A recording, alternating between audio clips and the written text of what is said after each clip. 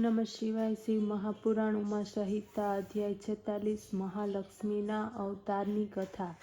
ઋષિ કહેવા લાગ્યા, દૈત્યોના કુળમાં રંભાસુર નામનો એક શ્રેષ્ઠ દૈત્ય હતો. એ મહિષ હતો, જે મહાપરાક્રમી હતો. એણે યુદ્ધમાં સર્વ દેવતાઓને જીત્યા. ઇન્દ્રના સિંહાસને તે બેઠો સ્વર્ગના રાજ્ય કરવા લાગ્યો. ત્યારે દુઃખી થયો.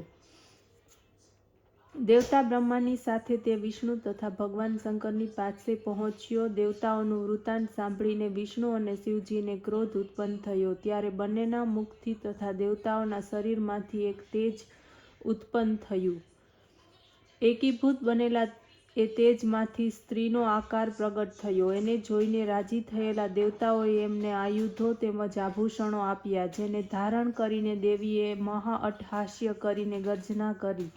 આ ગર્જના દ્વારા પૃથ્વી તેમજ આકાશ ભરાઈ ગયા. ત્યાં દેવ શત્રુ દૈત્યોને સાથે લઈને સંગ્રામ કરવાને માટે ત્યાં આવી પહોંચ્યો.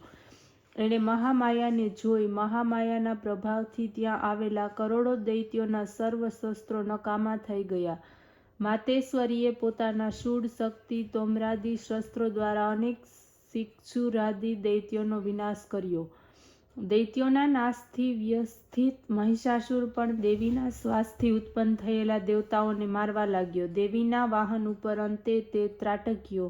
દેવીએ જોઈને ક્રોધે ભરાયા. ત્યારે તે મહાપરાક્રમી દૈત્ય પોતાની ખરીઓ દ્વારા પૃથ્વીને તથા શિંગડા દ્વારા પર્વતોને ઉખાડીને ફેંકવા લાગ્યો. ત્યારે મહામાયાએ એને મારવાનો ઉપાય વિચારીને દૈત્ય ઉપર પોતાનો પાશ ફેંક્યો.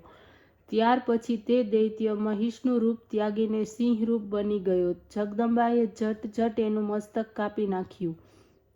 પરંતુ તે છતાં તે હાથમાં તલવાર લઈને ઊભો રહ્યો. દેવીએ તલવાર સાથેના તેના હાથનો છેદ ઉડાવી દીધો. ત્યારે એ તો હાથથી બની ગયો.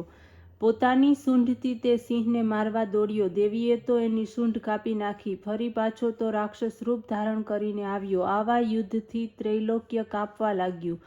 જીવો દુઃખી થયા. દેવીએ ક્રોધમાં આવીને એ દૈત્યને કહ્યું, અરે નીચ દુષ્ટબુદ્ધિ, તું તો મારી સાથે નકામી હઠ કરી રહ્યો છે. ત્રૈલોક્યમાં મારી સામે કોઈ ન ટક્યું કે ન ટકશે.